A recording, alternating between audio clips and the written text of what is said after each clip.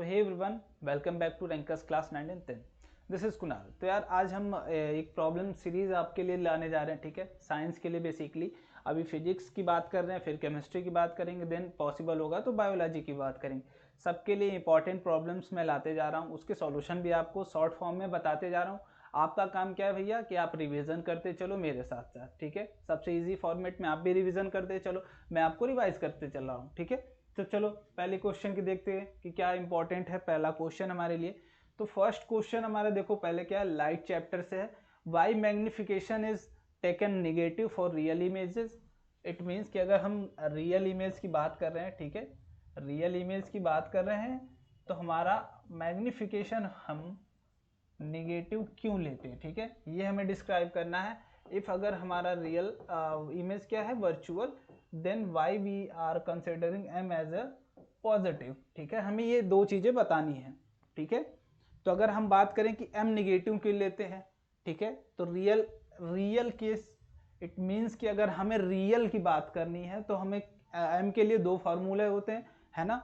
आपको पता होना चाहिए कि हम अगर मिरर की बात कर रहे हैं, ठीक है, मिरर की केस की बात कर रहे हैं कि इमेज बन रहे हैं, तो अगर रियल, इट मीन्स कि हमें रियल वाला नेचर हमें देखना होता है तो हम v वाला फार्मूला यूज करते हैं, -v/u।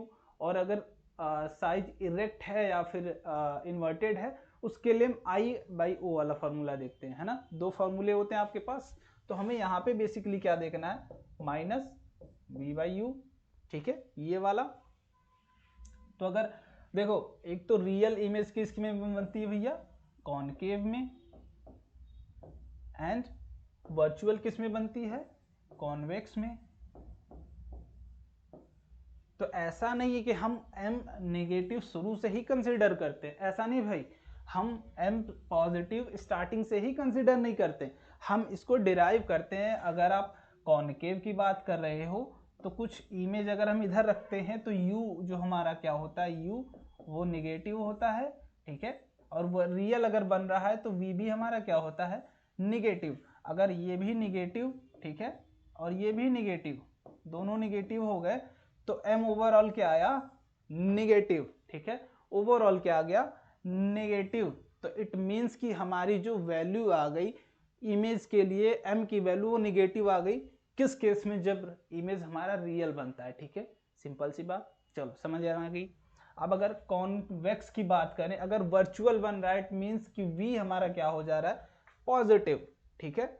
अगर v हम पॉजिटिव रख दें यहाँ पे अगर v को हम पॉजिटिव रख दें तो m की वैल्यू क्या आ जाएगी हमारी, पॉजिटिव, ठीक है। तो ये कोई रटने वाली चीजें नहीं है, आप समझते चलो, ठीक है। बेसिक सी चीजें अगर आप समझोगे नहीं तो फिर नहीं समझ में आने वाला, ठीक है ना। चलो आगे देखते हैं नेक्स्ट क्वेश्चन की तरफ। VI graph for two wires A and B is in shown in figure, ठीक है।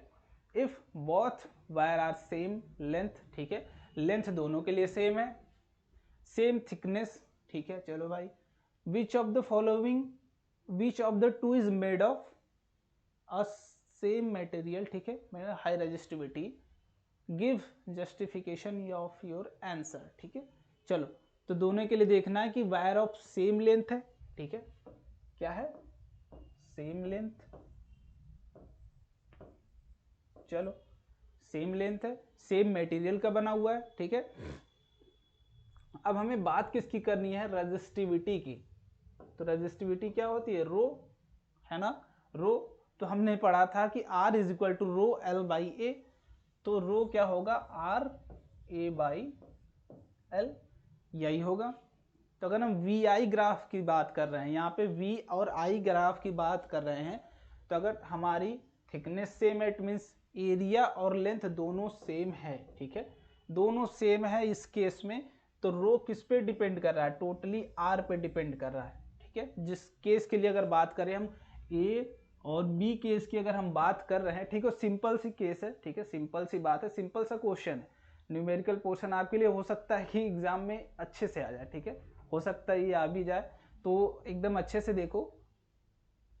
रो रेजिस्टिविटी जो हमारी वो टोटली R पे डिपेंड कर रही है, तो इस केस में R किसके लिए ज़्यादा होगा, किसके लिए कम होगा, हमें यही डिस्क्राइब करना है। रेजिस्टिविटी किसके लिए ज़्यादा होगी, जिसके लिए R ज़्यादा होगा, क्योंकि डायरेक्टली प्रोपोर्शनल का रिलेशन यहाँ पे आ रहा है, ठीक है।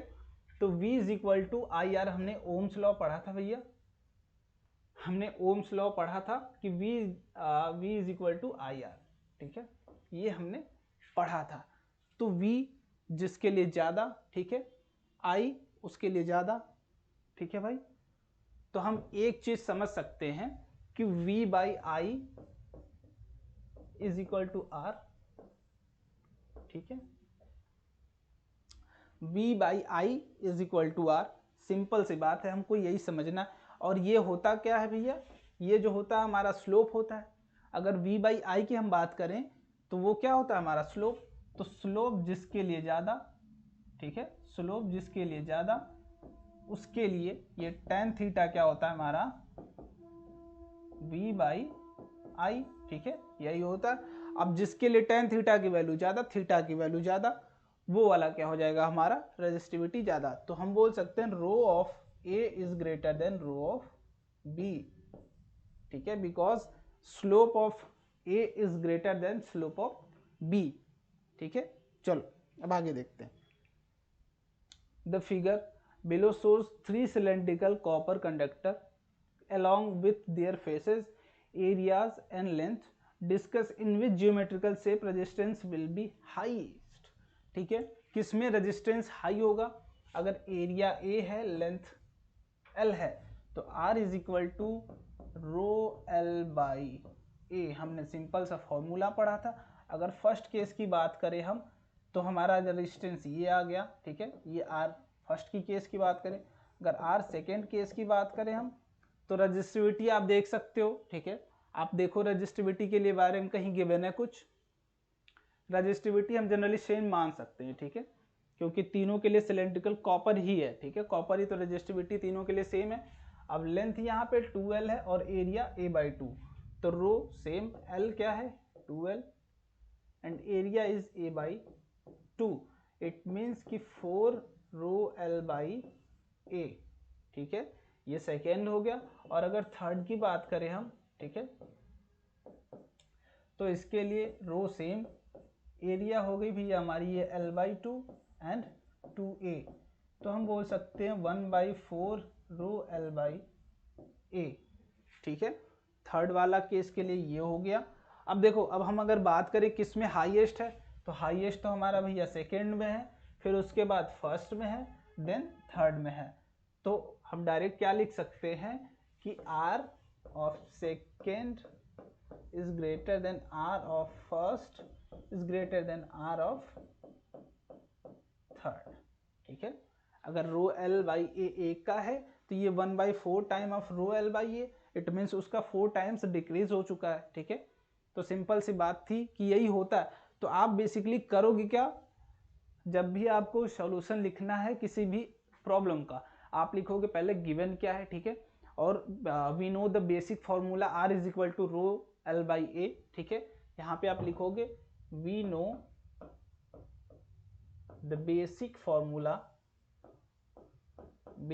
फॉर्मूला, ठीक है। सिंपल सा आप आंसर लिखोगे बोर्ड के लिए, जब भी आप ऐसा अगर क्वेश्चन आपके लिए आ जाता है, जितना नीट एंड क्लीन लिखोगे उतना नीट एंड क्लीन मार्क्स भी पाओगे, ठीक है। चलो, draw symmetric graph diagram of an electric circuit comprising of 3 cell and an electric bulb ammeter plug key in on mode, ठीक है, ऑन मोड में लगाना है हमें।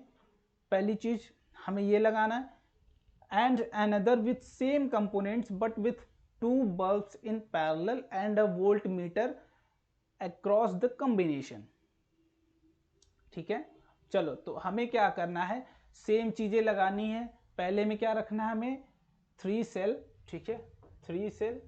तो गिवन लिख लो, गिवन क्या आपके पास 3 सेल्स, ठीक है, एन इलेक्ट्रिक बल्ब, एक 1 इलेक्ट्रिक बल्ब,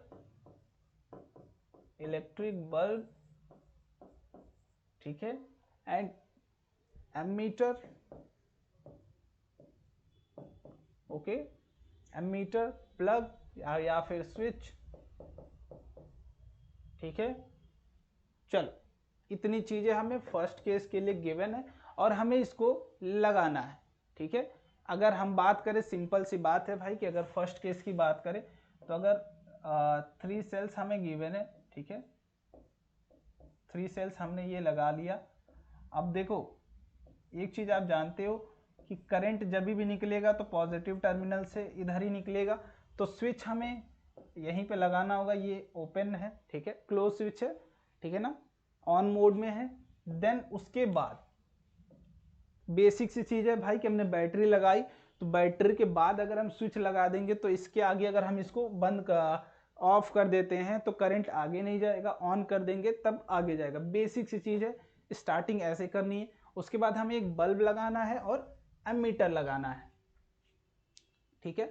तो हमने एमीटर लगा दिया यहाँ पे एक कि भैया ये करंट भी मेजर करते जाएगा, और एक ये बल्ब हमने लगा दिया, ठीक है। ये हो गया हमारा बेसिक सा स्ट्रक्चर कि एमीटर क्या, ये आई करंट जो जाएगा वही आई करंट हमारा इस बल्ब से भी जाएगा। इस एमीटर को आप यहाँ पे भी लगा सकते थे, है ना, क्योंकि करंट तो सेम ही, हमें एमीटर यूज क्यों करना है, एमीटर कि करंट मेजर कर सकें, ठीक है। तो ये हो गया पहले केस के लिए। अब दूसरे केस की अगर हम बात करें, ठीक है, दूसरे केस की बात करें तो हमें सेम कॉम्बिनेशन रखना है, पर 2 बल्ब पैरेलल में रखने हैं, ठीक है, और एक वोल्ट मीटर लगाना है। तो हम अपनी क्या करेंगे, पहले बैटरी बनाएंगे, ठीक है, 3 सेल के कॉम्बिनेशन हो गया तो ये बैटरी बन गई। अब हमें एमीटर तो लगाना नहीं, बट स्विच हमारा काम है लगाना ऑन मोड में। अब एक चीज बताइए आप कि वोल्ट मीटर कहाँ लगता है, पैरेलल में या फिर सीरीज में? पहले कमेंट करिए, आपको पता है या नहीं। मुझे तो देखो ये पता है कैसे बनेगा कैसे नहीं, बट आपको पता होना चाहिए, है ना। वोल्ट मीटर क्यों लगाते हैं हम, पहले गिवन कर लो यहाँ पे सब कुछ कि वोल्ट मीटर 3 बल्ब 2 बल्ब, ठीक है, सॉरी 2 बल्ब। तो ये नोट कर लो आप क्या क्या चीजें गिवन है। अगर 2 बल्ब आपको गिवन है, ठीक है, मान लेते ये बल्ब ही हमारा फर्स्ट बल्ब, ये सेकेंड बल्ब, हमने एक लगा दिया ये वोल्ट मीटर। तो क्या ये सही है या गलत, बताइए भाई, सही है या फिर गलत? तो देखो बल्ब है 2 सीरीज में लगाना था आपको पैरेलल में, तो हमने 2 बल्ब पैरेलल में लगाए।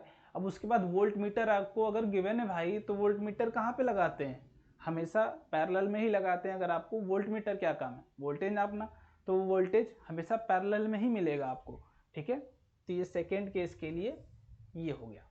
चलो अब नेक्स्ट केस की बात करते हैं। If light ray IM is incident on the surface, ठीक है, if light ray IM is incident on the surface AB as shown, ठीक है।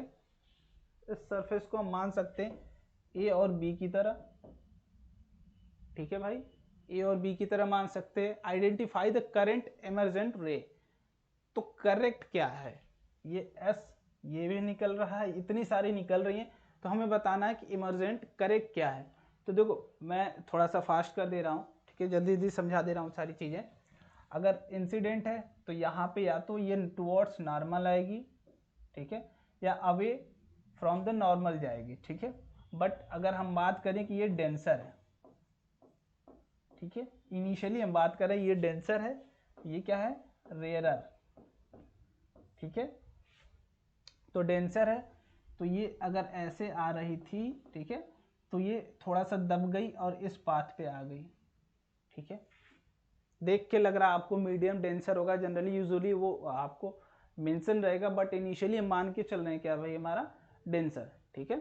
अगर डेंसर है, अब देखो जानी तो ऐसे चाहिए थी, है ना, ऐसे ही चली जानी चाहिए थी, बट अगर आप देखो ये नॉर्मल, अब इस सरफेस के बाद ये क्या है, डेंसर, और ये क्या है, रेयरर, तो ये अवे फ्रॉम द नॉर्मल जाएगी, तो ये कहाँ जाएगी, इससे, ठीक है। ये वाली रे जो हमारी हो गई NQ वाली, ये क्या हो गई हमारी परफेक्ट रे, ठीक है, वो ऐसे ही जाएगी, ठीक है ना। ये वाली रे ऐसे जानी थी बट वो टुवर्ड्स द नॉर्मल चली गई, ठीक है। अब यहाँ पे वो टुवर्ड्स द नॉर्मल ऐसे जा रही थी, तो इस रास्ते पे जाएगी या फिर इस रास्ते पे जाएगी, थोड़ा सा मैं एक्सप्लेन कर दे रहा हूँ इसको क्लियरली। देखो लाइट रे आ रही थी ऐसे, वो बेंड होके इस पाथ पे आ गई। आप देखो कि अगर इनिशियली ऐसे आ रही थी, ठीक है, ये कहीं पे भी बेंड वाला नहीं, एक सिंपल सा स्ट्रक्चर है कि अगर ऐसे ही आ रही थी सीधे पास कर जाती। तो इस केस में जो लाइट रे इसके पैरेलल होगी इन तीनों में से, ठीक है, इन तीनों में से जो इसके पैरेलल होगी, सिंपल सी बात है, वही हमारी लाइट रे क्या होगी, सही करेक्ट पाथ वाली होगी। तो जो NQ वाला पाथ है ना भाई, वही होगा, क्योंकि ये लाइट रे ऐसे अगर बिना यहाँ बेंड किए निकल जाती तो सिंपल होती, but away from the normal जाएगी, ये हमें पता है, क्योंकि वो डेंसर टू रेयरर आ रही है तो वो अवे फ्रॉम द नॉर्मल जाएगी। तो अवे फ्रॉम द नॉर्मल कितनी जाएगी, R वाली होगी या फिर Q वाली। तो आप देखो इसके पैरेलल जो होगी वही हमारी क्या होगी, करेक्ट पाथ, ठीक है। चलो आगे देखो, एक्सप्लेन विद द डायग्राम, ठीक है, help of the diagram, why a pencil partly immersed in water appears to be bend at water surface. आप देखो कि जब हम ऐसे एक पेंसिल को हमने रखा पानी में, तो इनिशियली ये रियल पार्ट तो ये है हमारा, ठीक है, ये रे गई, ठीक है ना, जानी तो इसको इधर चाहिए थी बट ये चली गई कुछ इस पाथ पे, जानी इसको कुछ इस पाथ पे चाहिए थी, और सेम चीज इस केस के लिए अगर बात करें, जानी इसको इधर चाहिए थी, ठीक है, जानी इसको उधर चाहिए थी बट वो चली गई। तो ऐसा हुआ क्यों, यहाँ पे भी केस हुआ डेंसर का, ठीक है, ये वाला पार्ट हो गया डेंसर और ये वाला पार्ट हो गया रेयरर। तो ये नॉर्मल से थोड़ी सी डिफ्लेक्ट हो जाएगी, है ना, थोड़ी सी नॉर्मल से हट जाएगी, टुवर्ड्स द नॉर्मल जानी चाहिए थी बट वो थोड़ी सी अवे चली गई। दोनों केसेस में नॉर्मल से थोड़ी सी बेंड होके इधर की साइड बेंड हो गई, अवे फ्रॉम द नॉर्मल चली गई, बिकॉज वो रेयरर मीडियम में जा रही है। तो अगर आप देखोगे कि ये लाइट रे को अगर आप फर्दर एक्सटेंड करोगे पीछे, तो वो कुछ दिखता है भाई कि यहाँ पे मीट कर रही है। तो वो जनरली हम क्यों नहीं देख पाते, जैसे अगर आप बाल्टी में ग्लास रखते हो और उसमें सिक्का डालने की कोशिश करते हो, गेम खेले हो कि नहीं भाई, अगर आप बाल्टी में पानी रखो और उसमें एक ग्लास रखो, सिक्का फेंक के देखना, कभी तुम्हारा ग्लास में नहीं जाएगा, वो थोड़ा बहुत इधर ही उधर जाएगा, है ना। तो वो आपको दिखता है कि ग्लास में, एक्चुअली होता नहीं है, ठीक है। तो सेम चीज वहां पे है कि ये क्या होता है, बेसिकली आपका रेयरर एंड डेंसर का केस होता है, ठीक है, कि अगर आप देखोगे तो ये डिफ्लेक्ट कर जाती है रे, लगता है कि यहाँ से आ रही है इस पॉइंट से, ठीक है, लगता है कि इस पॉइंट से आ रही, बट आती कहाँ से, एक्चुअली इस पॉइंट से, ठीक है। चलो आगे चलते हैं, रीड्रॉ, ये मैं दिखा दे रहा हूँ आपको, आपको सारी चीज़ें करनी है, ठीक है। चलो ये सारी चीज़ें आपको करनी है, ठीक है ना, इंपॉर्टेंट है थोड़े से आपके लिए प्रॉब्लम्स। ये वाला भी देख लेना एक बार, tabular form, major difference between electric motor and generator. Simple सा है क्वेश्चन बट आता जरूर है, ठीक है। मोटर क्या है हमारा, क्या करता है, electrical energy into mechanical energy, and generator क्या करता है, मैकेनिकल इंटू इलेक्ट्रिकल। सिंपल सा है, सारी चीज़ें पढ़ लो, ठीक है, पढ़ना ज़्यादा जरूरी यार, पढ़ लो at least. Magnetic field lines of two magnet और shown in figure A and B. अब बताओ दोनों के लिए करेक्ट कौन सा होगा, ए वाला या फिर बी वाला। तो मैंने आपको एक प्रॉपर्टी क्या बताई थी कि मैग्नेटिक फील्ड लाइंस कभी भी आपस में इंटरसेक्ट नहीं करती। छोटा सा पॉइंट था भाई बट इंपॉर्टेंट पॉइंट था, छोटा सा ही था बट इंपॉर्टेंट था, कि दोनों नेवर इंटरसेक्ट, नेवर इंटरसेक्ट, ठीक है। तो बी वाला ऑप्शन करेक्ट होगा, बिकॉज यहाँ पे एक दूसरे को कट कर रही हैं, ये कट नहीं होनी चाहिए कभी भी, ठीक है। चलो आगे देखते। तो ये लास्ट पॉइंट आपके लिए मैं बता रहा हूँ कि पहला पॉइंट क्या होता है, इन्फिनिटी, ऑब्जेक्ट कहाँ पे प्लेस्ड है, इन्फिनिटी। दूसरा beyond centre, beyond C. Third at C. Fourth between C and F. Fifth at F, and last case is between F and P। यही होना चाहिए। ये छो के छो केस आपको मिरर एंड लेंस के लिए करने हैं तो करने हैं, ठीक है भाई, करने हैं तो करने हैं दोनों के लिए, ठीक है। चलो ये हो गया हमारा लास्ट केस था, ठीक है ना। इतनी इंपॉर्टेंट चीज़ें हैं अभी, मुझे जहाँ तक लगा कि इतनी चीज़ें आपको बतानी चाहिए तो मैंने शेयर कर दी, ठीक है। अभी जैसे जैसे मुझे लगता जाएगा ये क्वेश्चन आपके लिए इंपॉर्टेंट है, मैं शेयर करते जाऊँगा। मैंने 2 क्वेश्चन देखो अभी पेंडिंग पे छोड़ा हुआ है, तो वो आपको करना है, करके मुझे बताना है, ठीक है। चलो बाय बाय।